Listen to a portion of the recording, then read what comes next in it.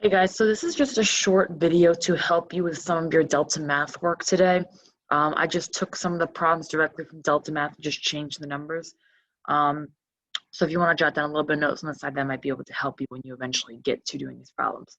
So the first question says there is a spinner with 20 equal areas numbered 1 through 20.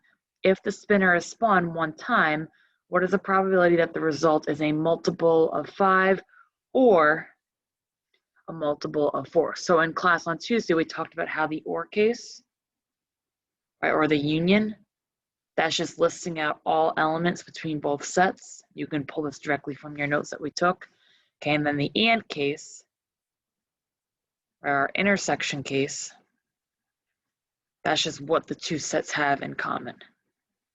So since this is OR, that just means between my two sets I'm about to list out, we're going to list out all the elements. So let's see. If the spinner is spun one time, what's the probability that the result's a multiple of 5? So from numbers 1 through 20, let me list out my multiples of 5. So 5, 10, 15, 20.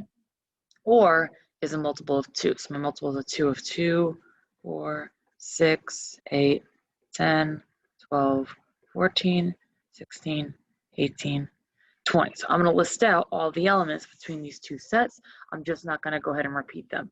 So we're actually going to find the probability. So I just want to find how many of these numbers are between my two sets. Let's see.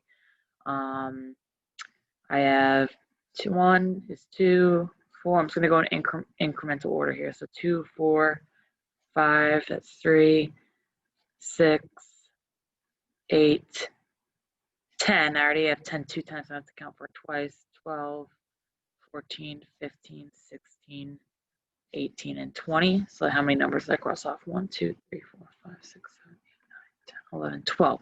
So that would be 12 out of my 20 possible numbers in my overall area spinner there.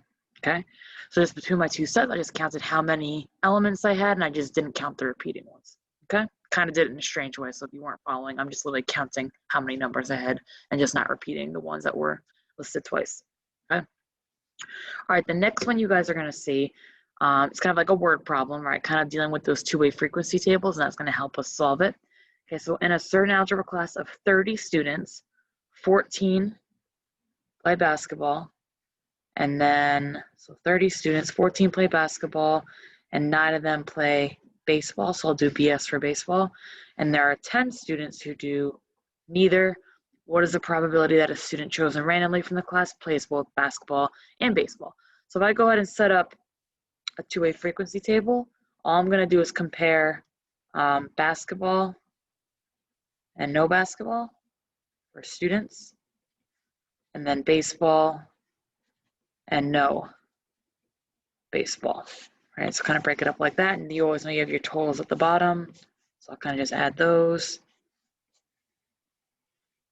And then total here too. Okay, so let's see, we have 14 of them play basketball. So if I go to the end of my basketball, right, for my total, I can have 14 here. Now we had actually 30 students, right, in total, so I know it's gonna be my overall total number. And then 9 of them play baseball, so for my total for baseball, I'll put 9.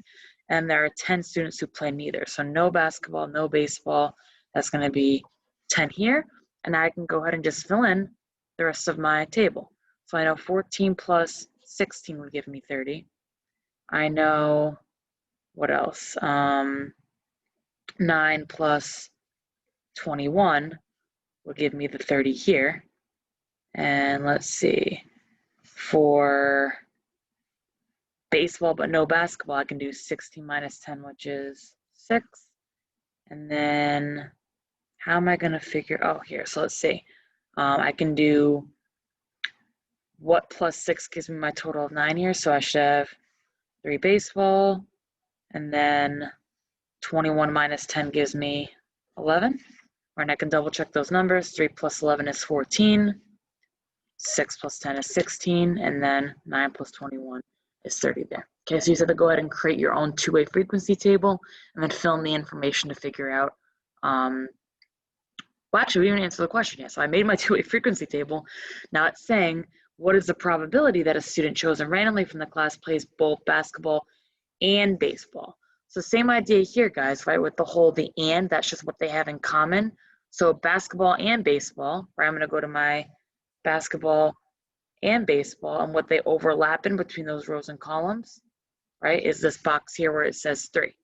So I have 3 out of the total of 30.